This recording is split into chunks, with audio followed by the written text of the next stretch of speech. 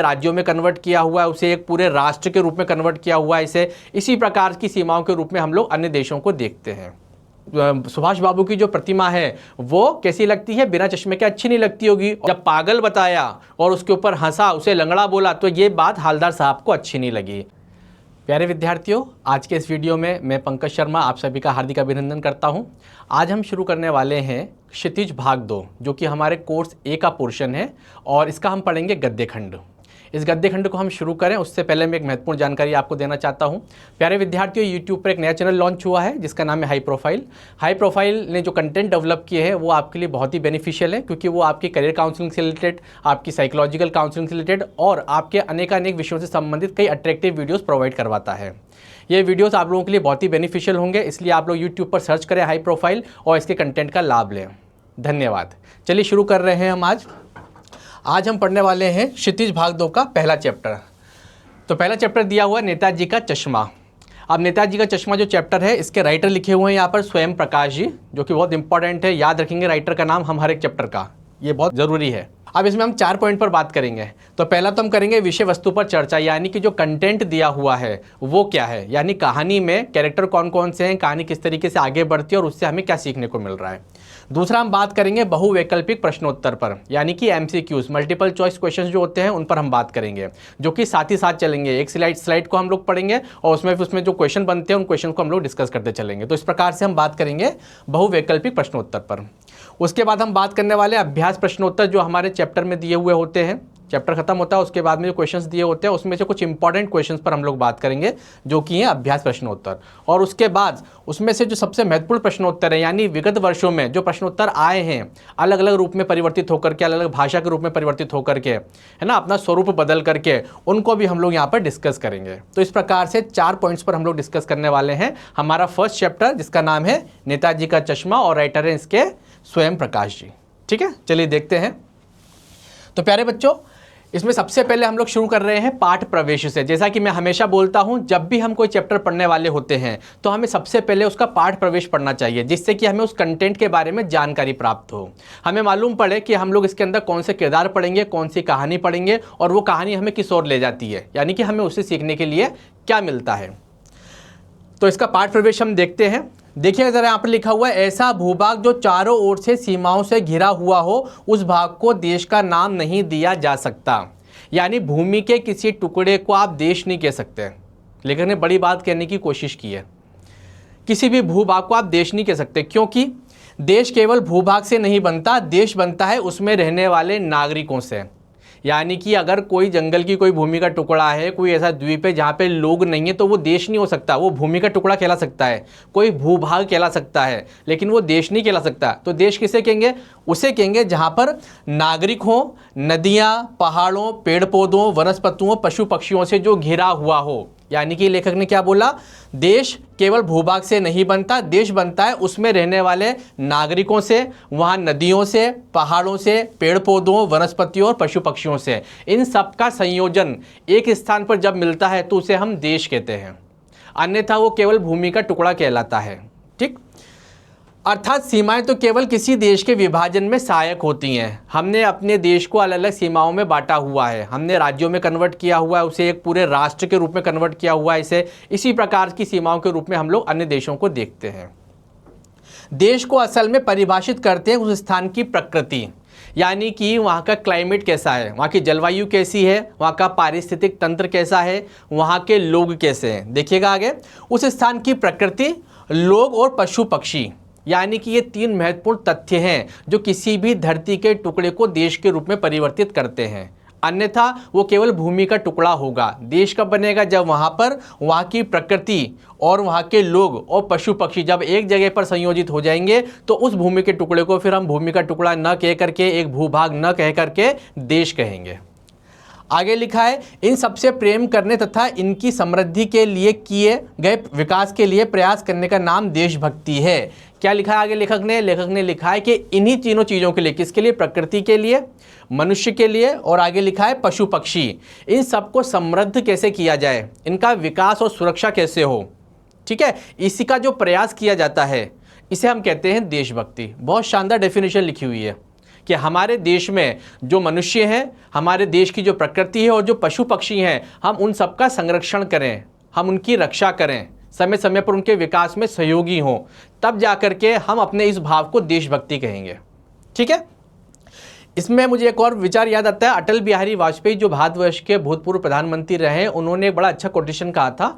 उन्होंने कहा था कि भारत कोई भूमि का टुकड़ा नहीं है बल्कि जीता जागता पुरुष है। यानी कि भारत का जो नक्शा हम देखते हैं ये केवल कोई भूमि का टुकड़ा नहीं है। क्यों? क्योंकि इस पर जो मनुष्य रहते हैं वो महत्वपूर्ण हैं, इस पर जो पशु पक्षी हैं वो महत्वपूर्ण हैं, इस पर जो नदी नाले तालाब पर्वत पहाड़ बने हुए हैं ये सब महत्वपूर्ण हैं। इसलिए जीता जागता क्या है? राष्ट्र पुरुष है। आदरणीय अटल बिहारी वाजपेयी जी की मुझे ये पंक्तियां याद आई। तो इसे हम ध्यान से समझें। पाठ प्रवेश के अंतर्गत हमें बताया गया कि भूभाग क्या होता है और देश क्या होता है और देश बनता कैसे है। ठीक है। तो देश बनता है प्रकृति से, देश बनता है नागरिकों से और देश बनता है पशु पक्षियों। इन तीनों का संयोजन जहां पर मिलता है उसे हम देश कहते हैं। और इनको समृद्धि प्रदान करना, इनका विकास करना, इनकी सुरक्षा करने का जो भाव है वो कहलाती है देशभक्ति। ठीक, आगे देखते हैं। यहां तक आपको समझ में आ गया होगा। बहुत इंटरेस्टिंग चैप्टर है। अब हम देख रहे हैं कि प्रस्तुत पाठ में दिया हुआ क्या है। इसको मैं शुरू करूं उससे पहले दो क्वेश्चन मैंने यहाँ पर बनाए हुए हैं जो कि बहुवैकल्पिक है, यानी कि जो ऑब्जेक्टिव टाइप जो क्वेश्चंस आते हैं वो क्वेश्चंस मैंने यहाँ पर बनाए हैं। इनका आंसर आप लोगों को समझना है क्योंकि हर एक क्वेश्चन से पहले उसका स्लाइड हम पढ़ चुके हैं, यानी कि उन क्वेश्चन को आंसर्स को हम किसी ना किसी रूप में पढ़ चुके हैं। ठीक है। तो उनको ध्यान से समझेंगे और याद रखेंगे ताकि हमें मालूम रहे कि हम लोगों ने कितनी कितनी चीज़ें याद अभी तक कर ली हैं, चैप्टर से रिलेटेड कितनी सारी बातें हम लोगों को याद हो गई हैं। तो इसमें फर्स्ट क्वेश्चन है, नेताजी का चश्मा कहानी किस भाव को व्यंग करती है, किस भाव को व्यक्त करती है। ठीक है। फर्स्ट क्वेश्चन, अगर आपको इसका आंसर आ रहा है तो आप कमेंट बॉक्स में लिख सकते हैं। दूसरा क्वेश्चन दिया है, देशभक्ति का भाव कैसे व्यक्त होता है। पिछली स्लाइड में अभी हम लोगों ने पढ़ा था, अगर आपने ध्यान से सुना होगा तो आपको इसका आंसर समझ में आ जाएगा। ये बहुत इंपॉर्टेंट क्वेश्चंस मैंने यहाँ पर सेट किए हुए हैं क्योंकि ये कहीं ना कहीं किसी ना किसी रूप में आप लोगों को चैप्टर से जोड़े रखने में सहायता करेंगे। इन दोनों ऑब्जेक्टिव यानी कि बहुविकल्पी प्रश्नों का उत्तर अगर आपको आता है तो आप कमेंट बॉक्स में बता सकते हैं। चलिए अब इस स्लाइड को देखते हैं, आगे देखते हैं चैप्टर में क्या दिया हुआ है। प्रस्तुत पाठ नेताजी का चश्मा कहानी देशभक्ति के भाव से जुड़ी हुई है। यानी नेताजी का चश्मे की अगर हम बात करें तो यहाँ पर नेताजी का मतलब है सुभाष चंद्र बोस जी से, और उनके चश्मे को केंद्रित करके एक प्रतिमा है जिस पर नेताजी का चश्मा लगा हुआ है, और चश्मा ओरिजिनल चश्मा है। सामान्यतः होता क्या है, जब महापुरुषों की मूर्तियां बनती है तो वो चश्मा लगाते हैं या जैसी भी उनकी आकृति प्रकृति होती है उसके अनुसार वैसे ही पत्थर को काट करके उसको आकृति दे दी जाती है। लेकिन यहाँ पर जो बात की जा रही है सुभाष चंद्र बोस की एक ऐसी प्रतिमा की जिसपे चश्मा नहीं था। एक व्यक्ति था जो जाकर के चश्मा लगाता था, हर रोज वो उसे बदलता था। तो यहाँ पर सुभाष चंद्र बोस जी के जो प्रतिमा है उस पर जो चश्मा बदला जाता है उसके बारे में बात हो रही है। ठीक है, उसी पर ये केंद्रित है। आगे देखते हैं, कहानी भी देशभक्ति के भाव से जुड़ी हुई है। यानी कि इसके अंदर हम क्या देख रहे हैं, देशभक्ति का भाव देख रहे हैं। किस व्यक्ति विशेष के बारे में देख रहे हैं, जो कि सुभाष चंद्र बोस की प्रतिमा के ऊपर प्रतिदिन चश्मे को बदलता है। आगे, जिसमें कैप्टन चश्मे वाले के माध्यम से देश के उन करोड़ों नागरिकों के योगदान को रेखांकित किया गया है जो इस देश के निर्माण में अपने अपने तरीके सहयोग करते हैं। यानी ये बताने की कोशिश की गई है कि हर व्यक्ति के अंदर देशभक्ति की भावना है, लेकिन देशभक्ति की भावना को व्यक्त करने का ढंग अलग अलग है। आप कैसे अलग अलग है समझिए। हमारे देश के जवान जो हैं, सिपाही जो हैं, वो देश की सीमा की सुरक्षा करके अपनी देशभक्ति दिखाते हैं। हमारे देश में जो डॉक्टर्स हैं वो रोगी का इलाज करके, उसे स्वस्थ करके, उसे भयंकर रोगों से मुक्ति दिला करके अपनी देशभक्ति दिखाते हैं। जो शिक्षक है वो अच्छे विद्यार्थियों को तैयार करके, है ना, और विद्यार्थियों का मानसिक विकास करके, उनका मार्गदर्शन करके देशभक्ति करते हैं। इस प्रकार से हर व्यक्ति का देशभक्ति दिखाने का तरीका अलग है। अच्छा, इसी परिप्रेक्ष्य में हम बात करें तो विद्यार्थियों की तरफ से देशभक्ति क्या होगी। विद्यार्थियों की तरफ से देश के लिए देशभक्ति वो होगी कि विद्यार्थी अपने समय का सदुपयोग करें और समाज के लिए एक अच्छे नागरिक के रूप में तैयार हों, जो कि समाज का आगे चल के विकास कर सकें। तो विद्यार्थी अगर अपनी देशभक्ति प्रेषित करना चाहते हैं देश के लिए, देश को दिखाना चाहते हैं या देश के लिए कुछ करना चाहते हैं, तो इस समय पर उनके लिए केवल एक ही उपाय है, और वो है कि वो जिस चीज़ को पढ़ रहे हैं उसे मन लगा करके पढ़ें, ध्यान से पढ़ें, अच्छे नागरिक बने, अच्छे अंक लाएं और अच्छे व्यक्ति के रूप में समाज का और देश का नाम रोशन करें। ठीक है। तो यहाँ पर यही बात लिखी हुई है कि सबका अपना अपना तरीका है देशभक्ति दिखाने का। इस कहानी की सबसे खास बात यह है कि यह कहानी कहती है कि देशभक्ति की लौ को अपने अंदर जलाए रखे देना चाहिए, यानी कि हर व्यक्ति के अंदर देशभक्ति की भावना होनी चाहिए। देश ने हमारे लिए क्या किया है, देशभक्ति से क्या होगा, इस प्रकार की अनर्गल बातों में नहीं आना चाहिए। हमें अपने देश की सुरक्षा की बात करनी चाहिए, हमें अपने देश की समृद्धि की बात करनी चाहिए, अखंडता और एकता की बात करनी चाहिए। ये सारी बातें क्या हैं, ये देश को एकजुट करने की बात है। ये सारी बातें क्या हैं, एक शब्द में अगर हम समझाएं तो ये सब देशभक्ति की बात है। ठीक है, तो वास्तविक देशभक्ति ये है अगर हमारे अंदर एकता का भाव है, अखंडता का भाव है। ठीक है, लो अपने अंदर जलाए रखने में बड़े ही नहीं बल्कि बच्चे भी इसमें शामिल हैं। यानी कि जो छोटे छोटे बच्चे हैं, आप जैसे जो बच्चे हैं जो अभी पढ़ रहे हैं, या बड़े बुजुर्ग जो हैं, या देश के युवा जो हैं, स्त्रियां जो हैं, है ना, ये सब के सब क्या है, देश में रहते हैं, तो इनके अंदर देशभक्ति होना चाहिए। और साथ ही साथ इनका उत्तरदायित्व ये भी है कि ये अपने अंदर देशभक्ति की लो जलाए रखें, यानी कि अपने अंदर देशभक्ति की भावना को जीवंत रखें। कहानी के पात्रों पर हम लोग बात कर रहे हैं। इसमें पहला नाम आता है हालदार साहब। कई लोग इसे हवलदार लिख देते हैं, कई लोग इसे हलदार लिख देते हैं, तो इनका एक्चुअली नाम है हालदार साहब। दूसरा कैरेक्टर है पानवाला, ठीक है, इसके बारे में आगे पढ़ेंगे। तीसरा इंपॉर्टेंट कैरेक्टर है कैप्टन, ठीक है, जिसका अपनी एक अलग सोच है। और उसके बाद है मास्टर मोतीलाल, जो कि मूर्तिकार हैं, जिन्होंने मूर्ति बनाई है। ठीक है, तो ये 4-5 कैरेक्टर हैं जो इस पूरी कहानी के मुख्य किरदार हैं, उनके इर्द गिर्द ही पूरी कहानी हमारी चलती है। ठीक है, तो हम लोग कहानी की ओर बढ़े उससे पहले मैं फिर आपको एक बार याद दिला दूं प्यारे बच्चों, ये जो ऑब्जेक्टिव क्वेश्चन लिखे हैं, पहला क्वेश्चन है नेताजी का चश्मा कहानी किस भाव को व्यक्त करती है। ये हमने अभी भी डिस्कस किया है, अगर आपको आता है तो इसको कमेंट बॉक्स में तुरंत लिख दीजिए। उसके बाद क्वेश्चन नंबर 2 मैंने पूछा आपसे देशभक्ति का भाव कैसे व्यक्त होता है, इस पर भी अभी हमने चर्चा की है, अगर आपको याद है तो आप कमेंट बॉक्स में लिख दीजिए। ठीक है, चलिए अब नेक्स्ट स्लाइड पर चलते हैं। आगे दिया हुआ है विषय वस्तु पर चर्चा, यानी कि अब हम शुरू कर रहे हैं कंटेंट को। बेसिकली जो दिया हुआ, यानी हमें क्या समझाने की कोशिश की गई है और क्या बताने की कोशिश की गई है। लेखक की विशेषता यह है दोस्तों कि उन्होंने जो वर्णन किया है वो इतना जीवंत किया है कि जब हम इसे पढ़ने लगते हैं तो ऐसा लगता है मानो हमारे सामने ये दृश्य चल रहे हों। इसकी एक वानगी देखिए, एक उदाहरण देखिए। हालदार साहब को हर 15वें दिन कंपनी के काम से एक छोटे से कस्बे से गुजरना पड़ता था। प्यारे विद्यार्थियों, ये चैप्टर में शुरू कर रहा हूँ, ये वाला पोर्शन में शुरू कर रहा हूँ, बिल्कुल मैं मेन कंटेंट पर आ रहा हूँ। उससे पहले मेरे पास 2 क्वेश्चन हो रहे हैं, ये देखिए।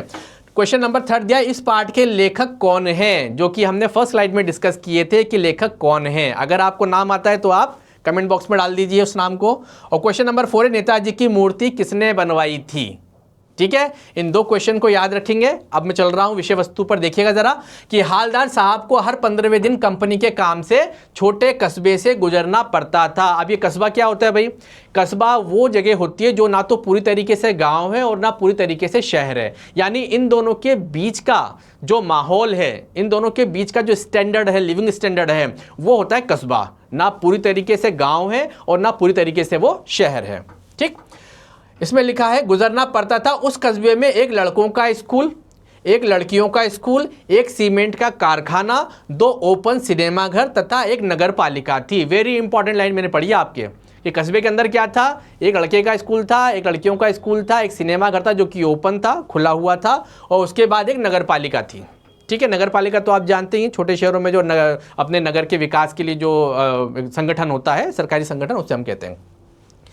आगे देखिएगा, नगर पालिका थी तो कुछ ना कुछ करती ही रहती थी। जैसे कि आप देखते हैं अपने आसपास भी, कभी सड़कें बन रही हैं, कभी टूट रही हैं, कभी मेंटेनेंस हो रहा है, कभी बिजली की रिपेयरिंग हो रही है, कभी नल की रिपेयरिंग हो रही है। इस प्रकार से नगर पालिका डेवलपमेंट के काम करती रहती है।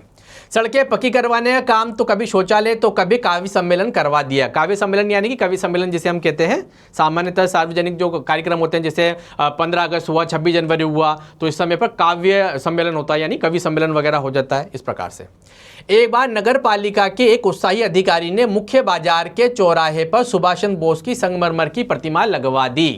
क्या हुआ, नगर पालिका एक अधिकारी था, उसके मन में देशभक्ति का भाव जगा, तो उसने सोचा क्यों ना ऐसा करें कि भाई शहर के बीचों बीच एक है ना संगमरमर की, सुभाष बाबू की यानी कि नेताजी की हम एक मूर्ति लगवा दें। तो उसने मूर्ति बनवाई संगमरमर की यानी मार्बल की और स्थापित करवा दी। चूंकि बजट ज़्यादा नहीं था इसलिए मूर्ति बनाने का काम कस्बे के इकलौते हाई स्कूल के शिक्षक को सौंपा गया।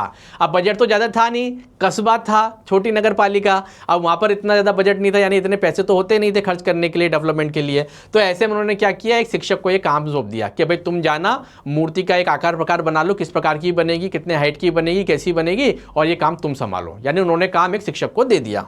ठीक, तो यहाँ पे लिखा है स्कूल के शिक्षक को सौंपा गया।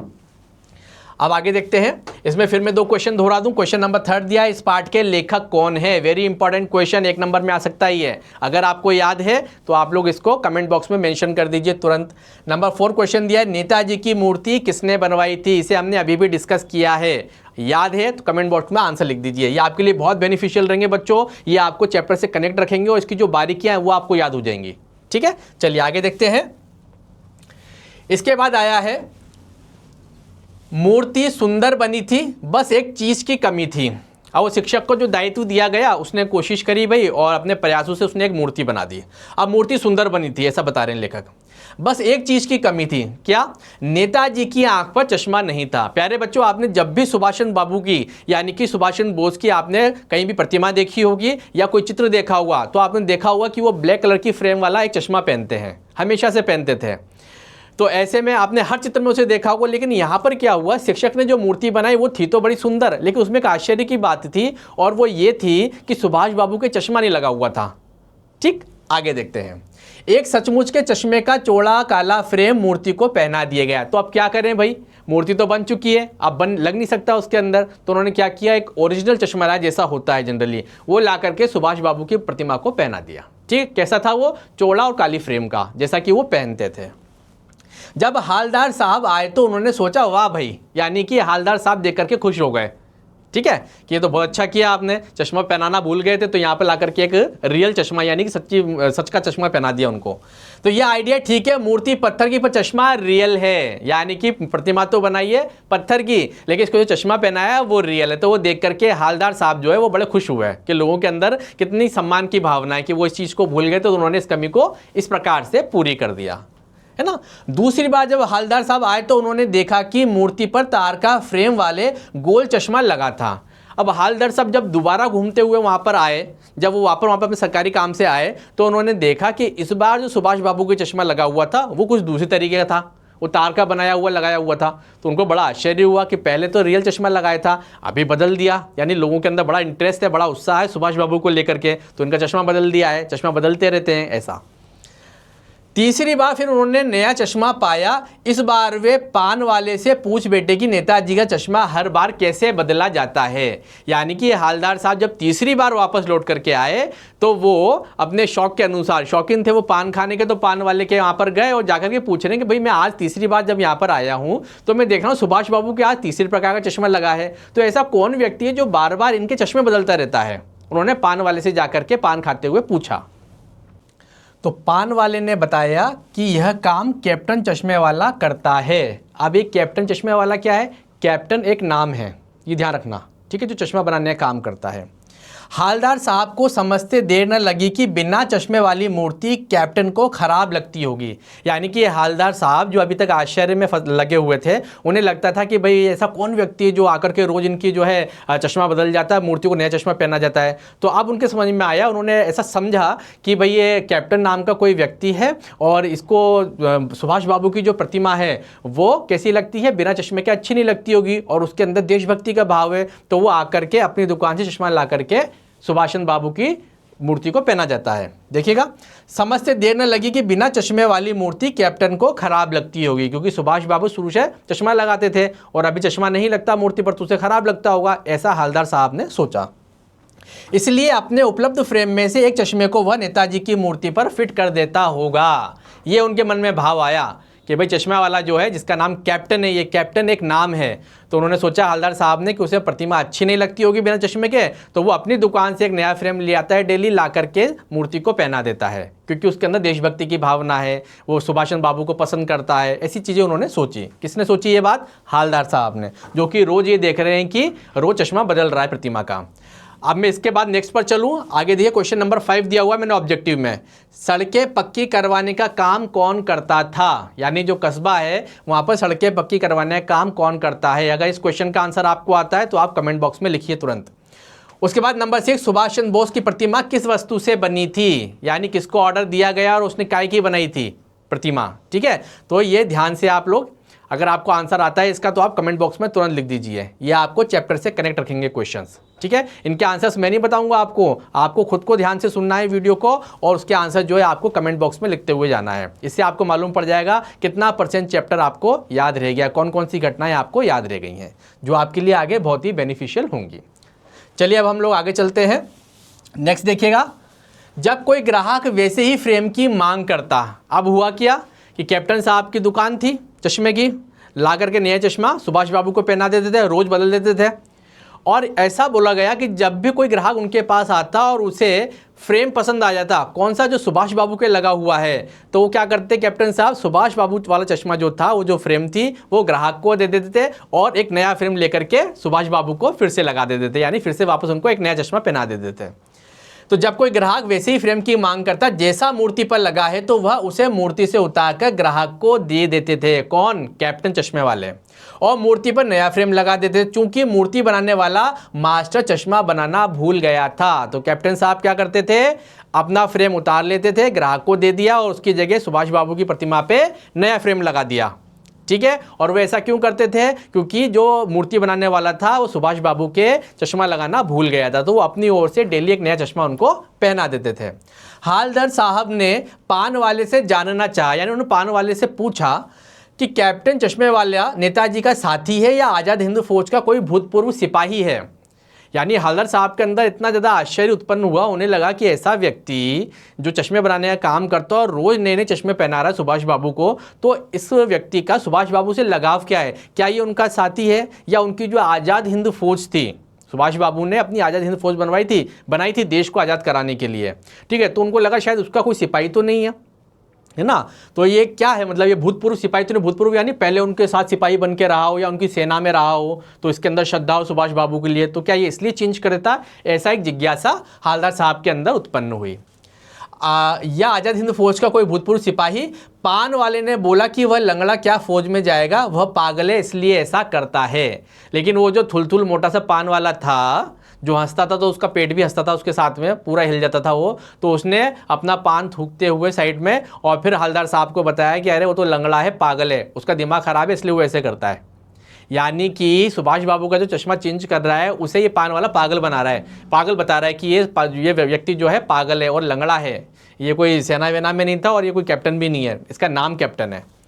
ठीक है, हालदार साहब को एक देशभक्त का मजाक बनते देख अच्छा नहीं लगा। पान वाले ने जब इस प्रकार से हंसते हुए उस कैप्टन को, उस चश्मे वाले को जब पागल बताया और उसके ऊपर हंसा, उसे लंगड़ा बोला, तो ये बात हालदार साहब को अच्छी नहीं लगी, क्योंकि उन्हें लगता था कि कैप्टन के अंदर कुछ भी हो, कोई भी कमी हो, किसी प्रकार का वो व्यक्ति हो, लेकिन उसके अंदर देशभक्ति का भाव जरूर है, इसीलिए वो बड़े सम्मान के साथ सुभाष बाबू को एक नया चश्मा पहना देता है।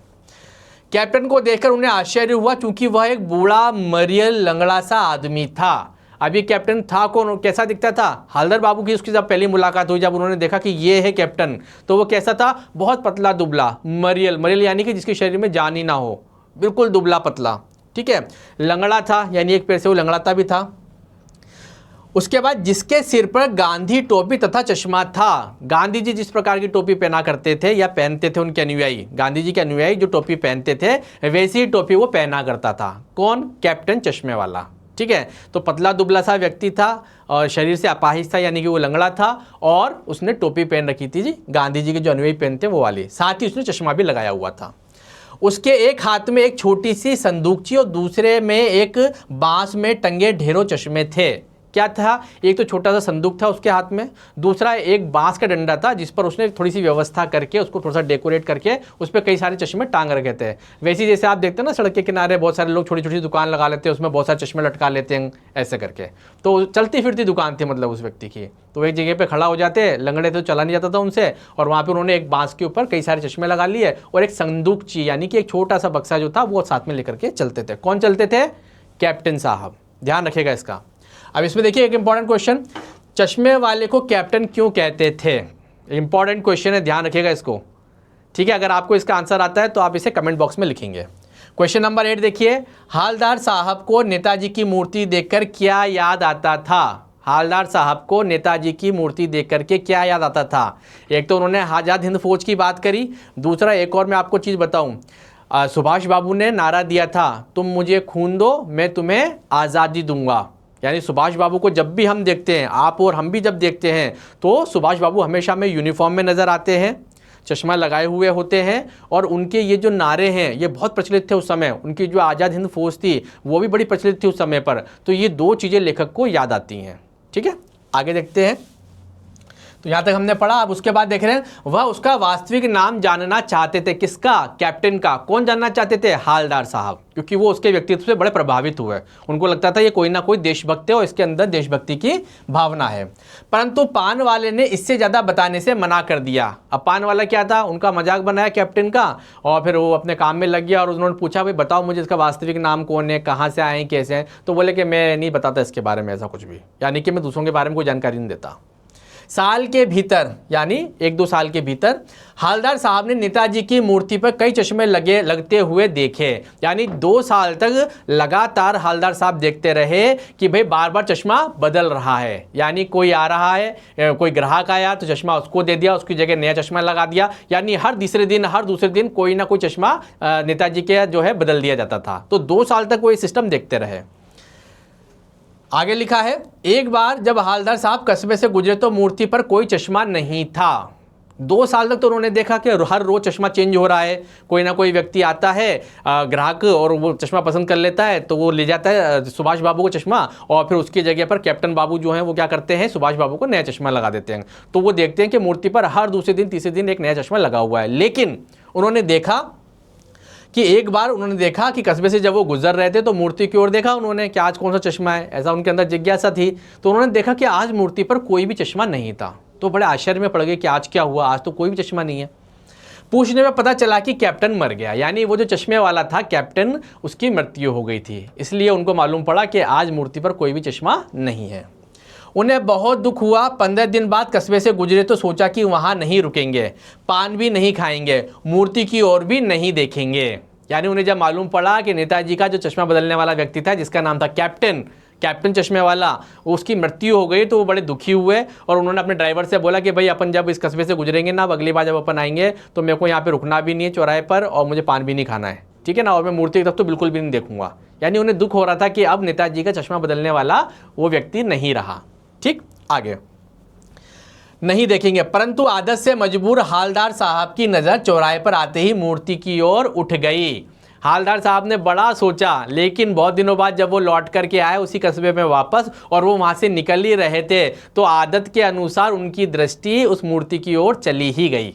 जबकि उन्होंने अपने ड्राइवर से मना किया था कि मुझे आना भी नहीं है और पान भी नहीं खाना, और अपन सीधे निकल चलेंगे यहाँ से, रुकेंगे ही नहीं।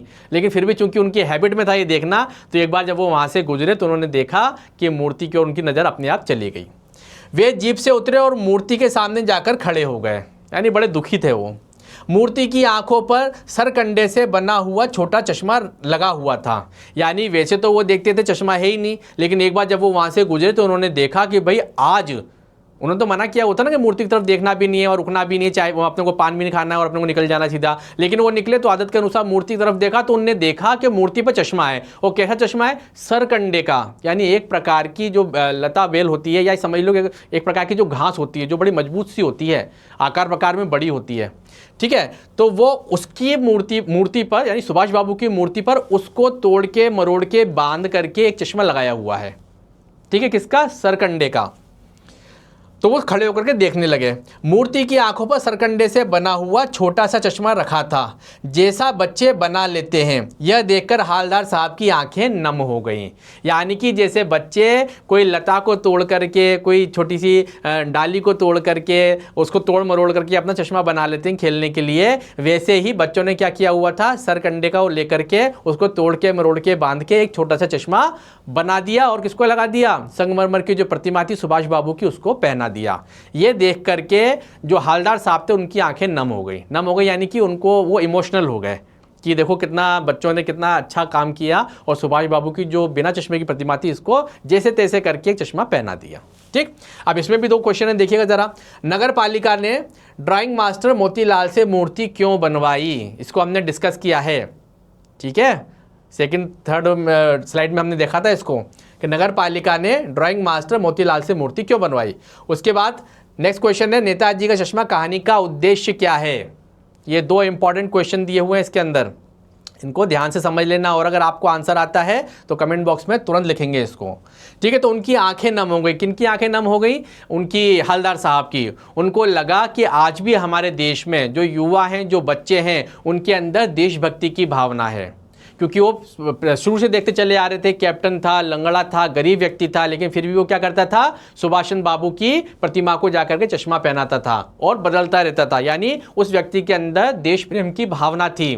आज़ादी के लिए जो संघर्ष किया सुभाष बाबू ने, उसके लिए उसके मन में सम्मान था, तो वह सुभाष बाबू की प्रतिमा को नया नया चश्मा पहनाता रहता था। लेकिन जब उसकी मृत्यु हो गई तो उसके बाद बच्चों ने क्या किया, उस बिना चश्मे वाली प्रतिमा के लिए सरकंडे का एक चश्मा बनाया और वो उसको पहना दिया। ये देख करके हवलदार साहब की आंखें नम हो गई और उनके मन में भावना आई कि हमारे देश में बच्चे बच्चे के अंदर देशभक्ति की भावना है। बच्चों से भी ये नहीं देखा गया कि सुभाष बाबू के चश्मा नहीं लगा हुआ है, तो वो जैसा कर सकते थे, जैसा वो बना सकते थे चश्मा, सरकंडे का उन्होंने बनाया और उनको पहना दिया। तो ये बात हमें बताती है, यानी ये चैप्टर हमें बताता है कि लोगों के अंदर देशभक्ति की भावना तो होती है, बस ये कि उसे कायम रखा जाए, उसको हमेशा प्रज्वलित रखा जाए, वो बुझने ना पाए। और ये देशभक्ति की भावना विशेष रूप से किसके अंदर होनी चाहिए? विद्यार्थियों के अंदर होना चाहिए, युवाओं के अंदर होना चाहिए। क्यों? क्योंकि ये आने वाले समय का भविष्य है। यानी आने वाले समय में देश को जो समृद्धि प्राप्त होगी, जो विकास प्राप्त होगा, देश जो अग्रसर होगा, वो होगा युवाओं विद्यार्थियों के द्वारा। तो ये पाठ हमें ये बताता है मुख्य रूप से कि हमारे अंदर देशभक्ति की भावना ज़रूर होनी चाहिए। और जिन लोगों के अंदर देशभक्ति की भावना, उनका हमें उपहास नहीं करना चाहिए। जैसा कि इसमें एक कैरेक्टर है पान वाला, वो हंसता है कैप्टन साहब के ऊपर, जिससे कि हवलदार साहब को अच्छा नहीं लगता। ठीक है, तो देशभक्ति भावना होना बड़ा जरूरी है। जिस देश में हम रह रहे हैं उस देश के प्रति हम ईमानदार रहें, उसकी सुरक्षा का भाव हमारे अंदर हो, विकास का भाव हमारे अंदर हो। ठीक है, और देशभक्ति की भावना हमारे अंदर बनी रहे। तो ये पाठ हमें इस प्रकार से बताता है नेताजी का चश्मा, जो कि लिखा है स्वयं प्रकाश जी ने। तो इसके 2 ऑब्जेक्टिव क्वेश्चन है, वो देख लीजिए और उनके आंसर जो है वो कमेंट बॉक्स में लिखिए। आगे देखते हैं प्यारे विद्यार्थियों, अब हम बात कर रहे हैं अभ्यास प्रश्नोत्तर पर। ठीक है, जो हमारे सिलेबस में दिया हुआ है, यानी कि हमारा जो चैप्टर है उसके बाद में अगर आप देखें जो क्वेश्चन दिए हुए हैं, और ये वो क्वेश्चन है जो एग्जाम्स में आते रहे हैं, तो हम उन्हें डिस्कस करते हैं। फर्स्ट क्वेश्चन है, वो लंगड़ा क्या जाएगा फौज में, पागल है पागल। ये सेंटेंस हमने अभी पहले भी पढ़ा था एक बार। ये किसने बोला था? ये बोला था पान वाले ने। ठीक है, तो क्वेश्चन बना है, वो लंगड़ा क्या जाएगा फौज में, पागल है पागल। कैप्टन के प्रति पान वाले की इस टिप्पणी पर अपनी प्रतिक्रिया लिखिए। यानी कि अपने शब्दों में आपको बताना है कि अगर इस तरह का सेंटेंस, इस तरह की बात आप किसी व्यक्ति के लिए सुनते हैं तो आप किस तरह से रिएक्ट करेंगे, यानी कि आप क्या करेंगे उसके जगह पर। वह लंगड़ा क्या जाएगा फौज में, पागल है पागल। यह बात हवलदार साहब द्वारा चश्मे वाले यानी कैप्टन के बारे में पूछने पर पान वाले ने कही। हवलदार साहब ने पूछा था पान वाले से कि भाई चश्मा कौन बदल रहा है, तो उन्होंने बताया कैप्टन नाम का व्यक्ति वो बदलता है। तो उन्होंने पूछा कि भाई वो आज़ाद हिंद फौज का है क्या, या सुभाष बाबू की सेना में रहा है क्या पहले, तब वो ये बात बोलता है कि वो तो लंगड़ा है पागल है, वो क्या फौज में होगा, है ना। जो सर्वथा अनुचित है, यानी कि गलत है। कोई भी व्यक्ति के बारे में, कोई भी व्यक्ति हो, किसी भी प्रकार का व्यक्ति हो, हमें उसके बारे में इस प्रकार के अनुचित शब्दों का प्रयोग नहीं करना चाहिए। आगे लिखा है, भले ही कैप्टन शारीरिक रूप से विकलांग था, जिस कारण वह सेना में भर्ती होने के योग्य नहीं था। विकलांग था, ठीक है, जैसा कि हमने उसमें देखा कि वो लंगड़ा था, कौन, कैप्टन चश्मे वाला, तो सेना में तो जा नहीं सकता था, लेकिन उसके अंदर देशभक्ति की भावना थी, वो महत्वपूर्ण है। तो ऐसे व्यक्ति के लिए इस प्रकार के अनुचित शब्द नहीं प्रयोग करने चाहिए। पर उसका नेताजी की मूर्ति पर चश्मा लगाना देशभक्ति व स्वतंत्रता सेनानियों के प्रति सम्मान की भावना को प्रकट करता है। वो नियम से करता था क्या, डेली एक नया चश्मा नेताजी की प्रतिमा को लगाता था, क्योंकि वो सम्मान करता था किसका, नेताजी का। और नेताजी कौन थे, सुभाष बाबू, जिन्होंने हमारे देश के लिए अपने प्राणों तक को उत्सर्ग कर दिया, यानी वो शहीद भी हो गए। ठीक है, तो उनके प्रति उसका लगाव था, देशभक्ति की भावना थी। तो ऐसे व्यक्ति के लिए ऐसे कटु वचन बोलना सर्वथा गलत है। लेकिन पान वाला उसे पागल समझता है, जो उसकी मूर्खता को दर्शाता है। किसकी मूर्खता को दर्शाता है, पान वाले की, क्योंकि पान वाला कैप्टन को मूर्ख समझ रहा है। क्यों समझ रहा है, क्योंकि वो चश्मा बदलता है, नेताजी का सम्मान करता है इसलिए, जबकि कैप्टन मूर्ख नहीं है, मूर्ख तो वो पान वाला है। ठीक है, जो कैप्टन के बारे में ऐसे अनुचित शब्दों का प्रयोग कर रहा है। जो लोग अपने देश के प्रति पागलपन की हद तक प्रेम व सम्मान की भावना रखते हैं वे सम्माननीय हैं। यानी कि अपने देश पर मर मिटने के लिए जो लोग तैयार हैं, अपने देश की सुरक्षा के लिए, एकता के लिए, अखंडता के लिए जो लोग प्रयासरत हैं, ठीक है, यही भावनाएं उनकी वास्तविक रूप में देशभक्ति की भावना है। और ऐसे लोग देश के सबसे सम्मानित लोग होते हैं, चाहे वो शारीरिक दृष्टि से कैसे भी हों। ठीक, आगे देखते हैं। उन्हें पागल कहना सर्वथा अनुचित है। यानी कि यहाँ पर अगर हम देखें तो पान वाले के द्वारा जो कैप्टन चश्मे वाले को पागल कहा गया है वो सर्वथा अनुचित था। अनुचित यानी बिल्कुल गलत था। किसी भी व्यक्ति को हमें ऐसे कठोर शब्द नहीं बोलने चाहिए। ठीक, अब इसके बाद देखते हैं नेक्स्ट क्वेश्चन। देखिए जरा, पाठ में सेनानी ना होते हुए भी चश्मे वाले को लोग कैप्टन क्यों कहते थे? ये हमने एक बहुवैकल्पिक क्वेश्चन में भी पूछा था। ठीक है, यहाँ पर एक्सप्लेन हो जाएगा। देखिए आंसर, चश्मे वाला स्वतंत्रता आंदोलन में भाग लेने वाले सैनिकों व नेताओं का अपने हृदय से सम्मान करता था। यानी कैप्टन चश्मे वाला जो था वो किसका सम्मान करता था? हमारे देश को आज़ाद कराने के जिन लोगों ने पार्टिसिपेट किया, जिन लोगों ने उसमें आज़ादी में भाग लिया, उनका, और जो शहीद हो गए उनका हृदय से सम्मान करता था, यानी मन से मानता था। और उसे नेताजी को बिना चश्मे के देखना कतई पसंद नहीं था। नेताजी हमेशा ब्लैक फ्रेम का चश्मा लगाते थे और मूर्ति पे वो नहीं था, तो इसलिए वो क्या करता था? सुभाष जी का सम्मान बनाए रखने के लिए, ठीक है, वो क्या करता था? अपने पास एक चश्मा सुभाष बाबू की प्रतिमा को पहना देता था। उसे बिल्कुल अच्छा नहीं लगता था बिना चश्मे के नेताजी को देखना। वह खुद भी देश प्रेम की भावना से ओतप्रोत था। देशभक्ति की भावना उसके अंदर भी भरी हुई थी, इसलिए वो ऐसा करता था। उसके अंदर देशभक्ति की इसी भावना को देख लोग उसे कैप्टन बुलाते थे। कैप्टन एक डेजिग्नेशन होता है सेना के अंदर, लेकिन यहाँ पर उसका जो नित्य प्रति का क्रम था, उसके मन का जो देशभक्ति का भाव था, किसके? कैप्टन के मन का जो भाव था, इसी कारण से गांव वालों ने उस व्यक्ति विशेष का नाम कैप्टन रख दिया था।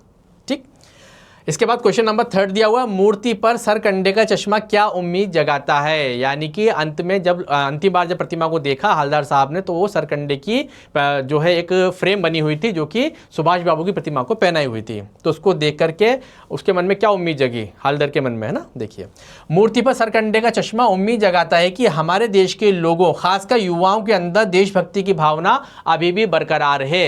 यानी कि आज भी हम अपने देशवासी जो हैं हमारे देश के, और विशेषकर जो युवा हैं, वो सभी देशभक्ति की भावना से ओतप्रोत हैं और हमारे देश को आज़ाद कराने के लिए जिन स्वतंत्रता सेनानियों ने अपने प्राणों का बलिदान कर दिया, उन लोगों के प्रति सम्मान की भावना रखते हैं। ठीक है, अब वो चाहे युवा हो चाहे वो बच्चे हों।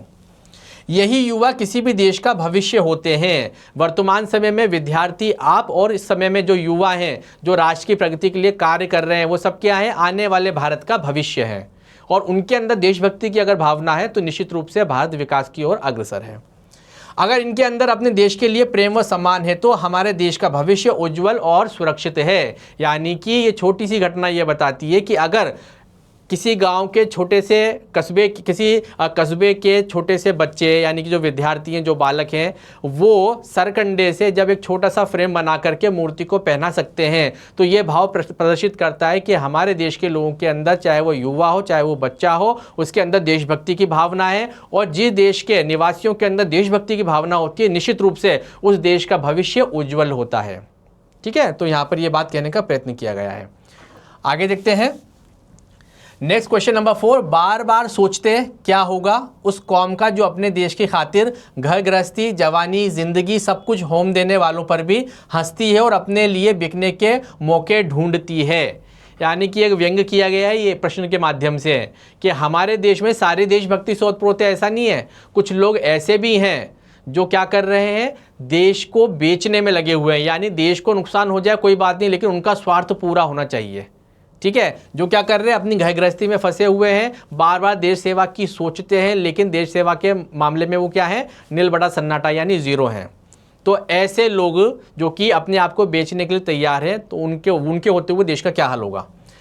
तो क्वेश्चन दिया है, बार बार सोचते क्या होगा उस कौम का जो अपने देश की खातिर घर गृहस्थी, जवानी, जिंदगी सब कुछ होम देने वालों पर भी हंसती है और अपने लिए बिकने के मौके ढूंढती है। आंसर, जिन लोगों ने देश की खातिर अपने घर गृहस्थी, बिल्कुल सही बात है। जितने भी स्वतंत्रता सेनानी थे हमारे जो शहीद हो गए, चाहे वो भगत सिंह हो, चाहे वो महात्मा गांधी हो, या अन्य कोई नेता, राजनेता, या हमारे देश के युवा हों, जिन्होंने अपने प्राणों को उत्सर्ग कर दिया, उन्होंने क्या किया? अपना घर बार छोड़ दिया, अपने स्वार्थ को छोड़ दिया, केवल और केवल भारत माता और देश की सेवा की।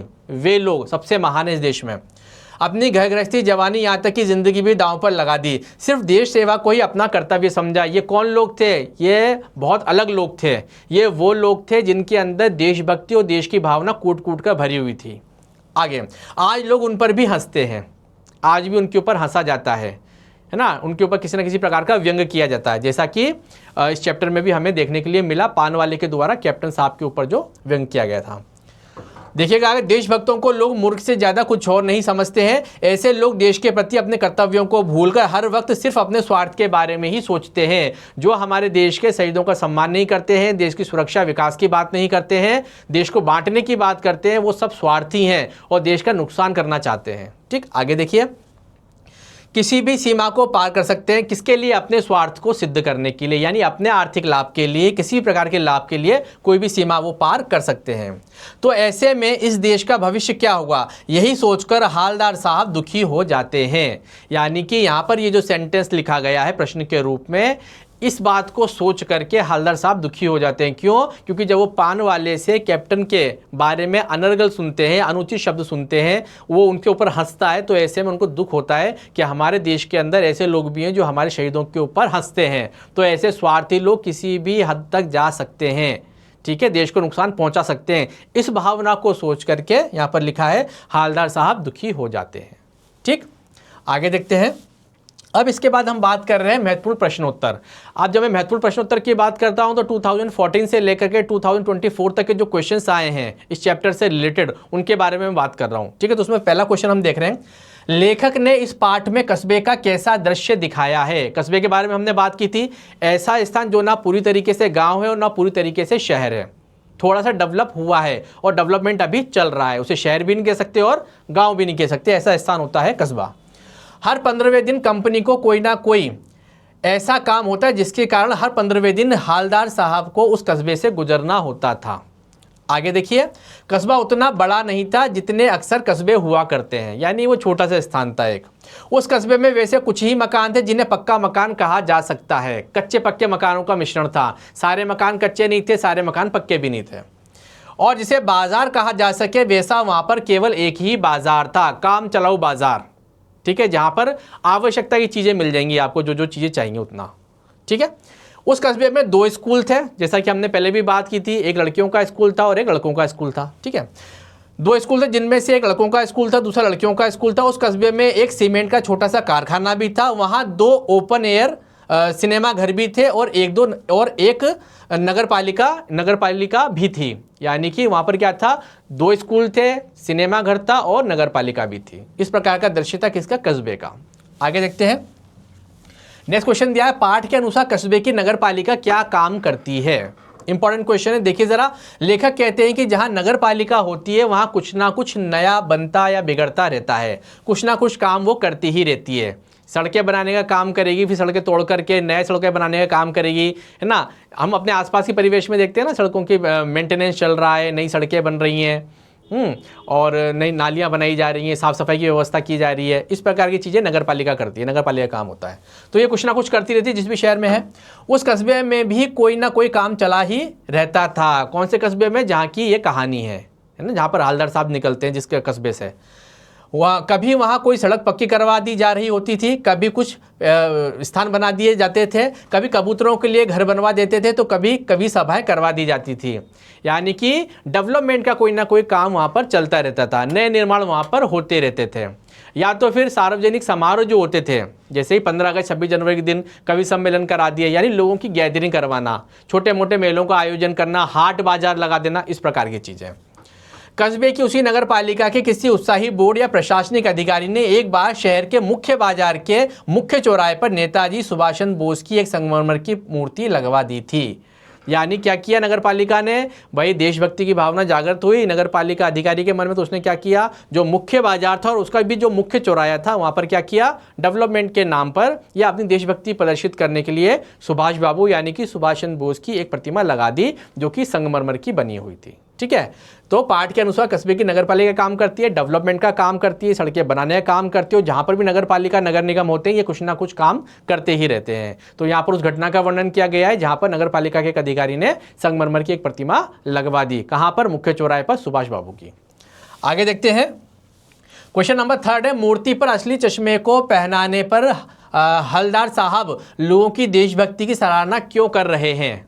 आंसर देखिएगा, मूर्ति पर असली चश्मे को पहनाने पर हलदार साहब नागरिकों की देशभक्ति की सराहना कर रहे हैं। जब उन्होंने पहली बार, दूसरी बार, तीसरी बार देखा कि हर बार चश्मा बदल जाता है और सुभाष बाबू की प्रतिमा पर चश्मा बना हुआ नहीं है पत्थर का, बल्कि अलग से लगाया जा रहा है, तो उन्हें लगा कि यहाँ के लोग कितने देशभक्ति से ओतप्रोत हैं, इसलिए वो उनकी प्रशंसा कर रहे हैं। चैप्टर के अंदर आगे देखिएगा, क्योंकि वह मूर्ति कोई आम मूर्ति नहीं थी, बल्कि नेताजी सुभाष बाबू की बहुत ही बड़ी कमी थी कि उस मूर्ति पर मूर्ति का चश्मा बनाना भूल गया था। यानी जो प्रतिमा थी उस मूर्ति में एक कमी रह गई थी कि सुभाष बाबू सामान्यतः चश्मा लगाते हैं ब्लैक फ्रेम का, लेकिन मूर्तिकार उसे बनाना भूल गया, तो वहाँ के लोग उस चश्मे को अलग से बनवा करके सुभाष बाबू की प्रतिमा पर लगाते थे। इसलिए उन्हें लगता था कि इनके अंदर देशभक्ति की भावना है। आगे देखिएगा, मूर्तिकार चश्मा बनाना भूल गया था, जो कहीं ना कहीं नेताजी का अपमान स्वरूप देखा जा सकता है, क्योंकि नेताजी ने आज़ादी की लड़ाई में अपना सर्वस्व त्याग दिया था और उनकी छवि को उनके ही सादृश्य प्रस्तुत करना हर देशवासी का कर्तव्य है। उन्हीं के सादृश्य यानी वो जैसे थे, यानी उनका जो छवि थी, उनकी जो छवि थी वो जैसे दिखते थे बिल्कुल वैसी ही प्रतिमा बननी चाहिए। अगर उससे अलग बनिए तो वो एक प्रकार से अपमान होगा। तो ऐसे में मूर्ति का चश्मा लगाना भूल गया, तो लोगों ने क्या किया, या इस विशेषकर कैप्टन चश्मे वाले ने क्या किया कि उसने अपनी तरफ से एक फ्रेम बना करके मूर्ति को पहना दिया। आगे देखते हैं, उनके ही सादृश्य प्रस्तुत करना हर देशवासी का कर्तव्य और कस्बे के नागरिकों ने भी अपने इसी कर्तव्य का निर्वाह करने की कोशिश की थी। अतः हलदार साहब इस घटना को देशभक्ति से जोड़कर देखते हैं, यानी कि मूर्ति पर अलग से चश्मा लगा देना जिससे कि सुभाष बाबू का अपमान ना हो और उन्होंने देश के लिए जो किया और लोगों के अंदर जो देशभक्ति थी वो देशभक्ति भी और सुदृढ़ हो और जो हमारे देश के शहीद हैं उनका सम्मान बना रहे। इसके लिए लोगों ने जो है सुभाष बाबू की जो मूर्ति बनी थी जिसमें चश्मे की कमी थी उसे अपनी तरफ से पूरा कर दिया। तो ये भाव देख करके हलदार साहब को लगा कि लोगों के अंदर देशभक्ति का भाव है। ठीक है, आगे देखते हैं। इस प्रकार बच्चों हमारा ये चैप्टर खत्म होता है। चैप्टर नंबर 1 नेताजी का चश्मा, जिसमें हमने 4 बिंदुओं पर बात की, हमने विषय वस्तु पर बात की, यानी हमने कंटेंट देखा कि हमने क्या पढ़ा है, इसमें कैरेक्टर कौन कौन से हैं, कहानी किस प्रकार से आगे बढ़ती है और उसका उद्देश्य क्या है। दूसरा, हमने बहुवैकल्पिक प्रश्नोत्तर पर बात की, हम साथ के साथ पढ़ते जा रहे थे और कुछ MCQs हमने वहाँ पर बना रखे थे जिनके आंसर आपको कमेंट बॉक्स में लिखने हैं। इसके बाद हमने अभ्यास प्रश्नोत्तर पर बात की जो हमारे पाठ्यक्रम में दिया हुआ है। सामान्यतः उसमें से क्वेश्चंस बहुत कम आते हैं लेकिन कुछ ना कुछ क्वेश्चंस आते हैं, तो वही इंपॉर्टेंट क्वेश्चन कुछ मैंने आपके अभ्यास प्रश्नोत्तर में लिए हैं। इसके बाद महत्वपूर्ण प्रश्नोत्तर जो विगत परीक्षाओं में आए हैं और आ सकते हैं आने वाले समय में, उन क्वेश्चनों का एक संयोजन, एक समावेश हमने किया है महत्वपूर्ण प्रश्नोत्तर में। तो इस प्रकार से हमारा ये चैप्टर समाप्त होता है, नेताजी का चश्मा। पक्की बात है आप लोगों को ये चैप्टर जरूर समझ में आया होगा। इसे 1-2 बार ध्यान से देखें, सुने और इसमें जो MCQs दिए हुए हैं उस पर थोड़ा सा काम करें, कमेंट बॉक्स में उसे लिखें। इससे आपको मालूम पड़ेगा कि इस चैप्टर की कौन सी इंपॉर्टेंट चीज़ें हैं जो आपको MCQs के रूप में याद हो गई हैं। ठीक है, इसका सार संक्षेप पर हमने बात की है। प्यारे विद्यार्थियों, इस वीडियो को मैं समाप्त करूं उससे पहले मैं आपको बता देना चाहता हूं, YouTube पर एक नया चैनल लॉन्च हुआ है जिसका नाम है high profile. High profile 9th class और 10th क्लास के लिए बहुत ही बेनिफिशियल है, क्योंकि इस पर जो कंटेंट दिया गया है वो आप लोगों के लिए लाभदायक है। उसकी भाषा बहुत ही सरल और सटीक है। इसमें आपको साइकोलॉजी से रिलेटेड, आपको करियर काउंसलिंग से रिलेटेड, आपको GK और करंट अफेयर से रिलेटेड बहुत सारे कंटेंट मिलेंगे और बहुत ही अट्रैक्टिव वे में मिलेंगे। इस पर जो इन्फॉर्मेशन दी गई है वो बहुत ही ऑथेंटिक है। तो प्यारे विद्यार्थियों, इस चैनल को जरूर देखें, इसके वीडियोस का लाभ लें, इसको लाइक और सब्सक्राइब करें। इसके बाद अब मैं आपको अगले वीडियो में मिलूंगा। धन्यवाद।